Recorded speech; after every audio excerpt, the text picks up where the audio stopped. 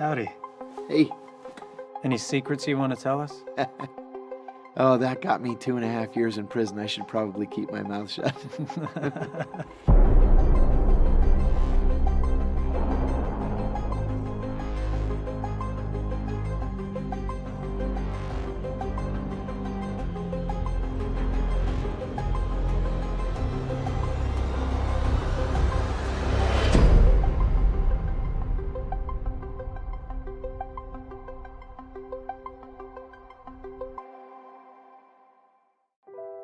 What's life like as a spy? Oh, Jared, it was so much fun. I miss it very much, actually. Got to see the world, 65 countries, recruited 9 spies over the years to work for us. It was fun. Well, let's get this part of the story out of the way. You were actually my high school teacher. I was indeed. I was. American government and American history. I do remember you because every once in a while there's a teacher who stands out, who actually, for some reason or another, gets you to pay attention, to listen. So thank you for that. Thank you. That's very kind of you. It's insane, man. This is a pretty weird world to go from high school teacher to international spy. You know, Jared, life takes these very odd twists and turns. You just never know what's in store for you. That last semester that I had you in class, I went to see the professor, and he said, listen, I ought to tell you, I'm not really a professor here. I'm actually undercover as a professor. I'm a senior CIA officer. Would you be interested in joining the CIA? And I said, sure. Hadn't really thought of it, but I was getting married soon after graduation. I had no job, and I thought, well, this sounds like fun. So, next thing I know, a few months later, I was in the CIA. When I first arrived, somebody met me at the front gate and they took me into an auditorium with about 30 other people, and I raised my right hand and I swore to uphold the Constitution. I didn't swear to keep the agency's crimes a secret, but I swore to uphold the Constitution, and I meant it. And they put me to work on Iraq, and they said the reason I was being assigned to Iraq was that nothing ever happened there. So I had been there about 9 months, and just as I begin to feel like I really know what I'm talking about, Iraq invades Kuwait. So next thing I know, I'm going to the White House and briefing the president and taking a call at my desk from Colin Powell when he was the National Security Advisor, and then I went into Kuwait City with the Marines on Liberation Day, March 1st, 1991. I went through the whole traditional clandestine operations training. Guns, explosives, counterterrorism driving, jumping out of an airplane, swimming through a swamp to, make a dead drop on an island. You're all covered with leeches. You have to fight the cottonmouths that are swimming across the bog. It was rough, but one thing that I was really, really good at was convincing people to commit treason. Now, oftentimes they'll want money, but a lot of times it's not about the money. They want their children to go to an American university. One guy wanted a new Vespa. I mean, he was willing to commit treason for me, espionage, in exchange for a Vespa. One guy did it just because he loved the United States. So what happened after that? In the summer of 2000, there was an attempt on my life in Athens. There was a terrorist group there. They planned to kill me on the way to work one day, but they saw that I was in an armored car, and they knew from earlier surveillance that I was carrying a weapon. And so instead they killed my next-door neighbor, Stephen Saunders, who was the British defense attaché. So I was deemed to be a little bit too hot, meaning too many of our enemies knew my true identity, and so I was pulled back from the Middle East, and then September 11th hit.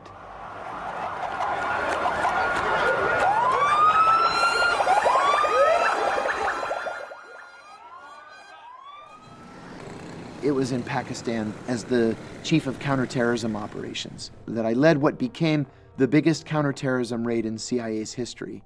We captured Abu Zubaydah, who we believed at the time was the number 3 in Al-Qaeda. We picked him up and we threw him into the back of a filthy Toyota pickup truck. And then he went to what ended up being the first CIA secret prison. Where is he now? He's in Guantanamo now. He's been in CIA custody for almost 14 years now. He's not been charged with a crime, I'll add. What are they waiting for? They can't legally charge him with a crime because everything that he ever told the CIA was as a result of torture. They began with the most entry level of the torture techniques. They would grab him by the lapels and shove him up against a plywood wall. And all that stuff is humiliating, but it's not painful in any way. But then things get very serious very quickly after that. Abu Zubaydah, for example, had an irrational fear of cockroaches. And so they would keep him in a dog cage, and they would fill the cage with cockroaches just to make him insane. They ended up waterboarding him 83 times. And even after 83 times, he gave up no actionable intelligence. He saved no American lives. He disrupted no attacks against the United States. The torture just simply doesn't work. And so it was a crime with no outcome that you can show the American people actually helped anybody. There were techniques too, Jared, that I thought were worse than waterboarding. There was something called the cold cell, where we strip a prisoner naked, you chain him to an eye bolt in the ceiling so his arms are up and he can't get comfortable. He can't kneel or sit or lay down. His cell is chilled to 50 degrees, and every hour somebody goes in and throws ice water on him. That's illegal. Okay, we killed 3 people using that technique, but no one was ever charged with a crime. I mean, the investigation found that, yep, he died. Well, sorry, too bad. It was an accident. We can't lose who we are as Americans in the name of counterterrorism. You know, we have civil liberties in this country, and I want my September 10th country back. I left the CIA in 2004. I went into the private sector, and I kept my mouth shut for 5.5 years. And in 2007, I got a call from Brian Ross at ABC News. So I went down to the ABC News studio in Washington. Brian Ross flew in from New York. And I said 3 things in that interview that utterly changed the course of the rest of my life. I said the CIA was torturing its prisoners. I said that torture was official U.S. government policy. And I said the policy was approved by and signed by the President of the United States.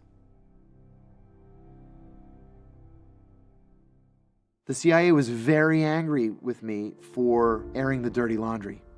And so they asked the Justice Department to charge me.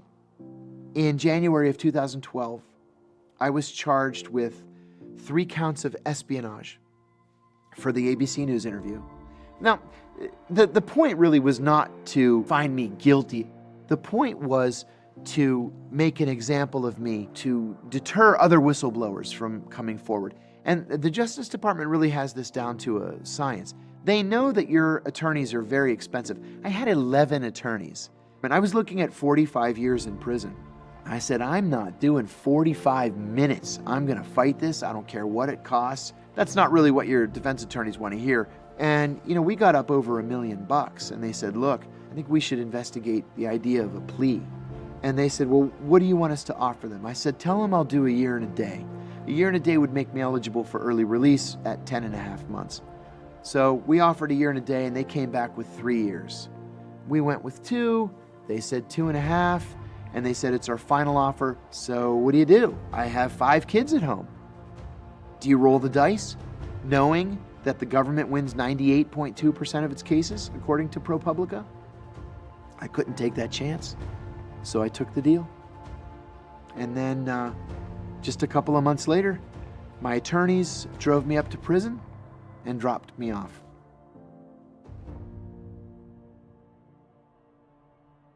Anything that keeps you up at night? I'm not sure that we can trust our government. Everything that the CIA has told us since 2001 has been a lie, and it doesn't matter who's in the White House.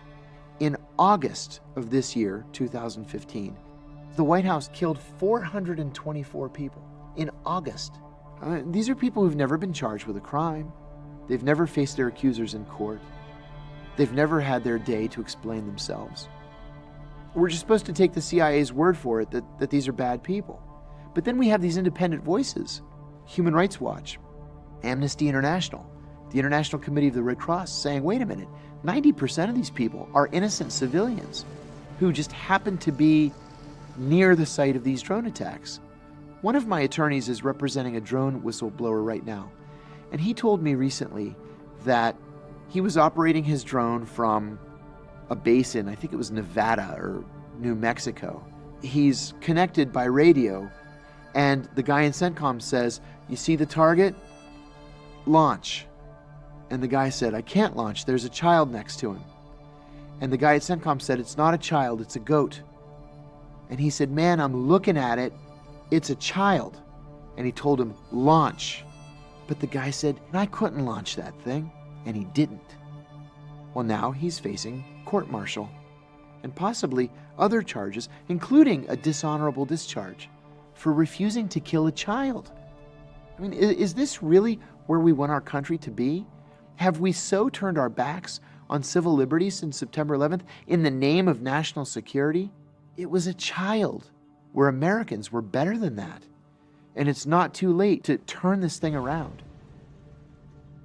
Ed Snowden opened so many doors for people around the world to discuss these issues. That courage is just so rare and so special. He risked everything.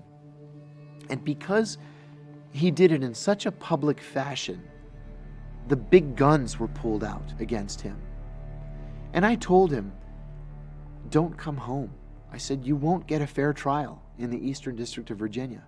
Your jury will be made up of people from the CIA, FBI, DOD, Homeland Security, and every intelligence and defense contractor in Washington. I said, don't come home. Not until the American people come to their senses and realize what a national service you've provided. What's the worst case scenario? The worst case scenario is that the courts uphold the ability of NSA to keep spying on American citizens, and that NSA continues to build facilities like the new one they have in Utah that has enough storage space to record and hold every telephone call, text message, and email from every American citizen for the next 500 years. And that the American people don't realize what we're losing here in terms of our civil liberties. You know, there are no demonstrations in the street, and I just don't understand why that is. So the worst case scenario really is that the American people don't come to their senses in time to save the country.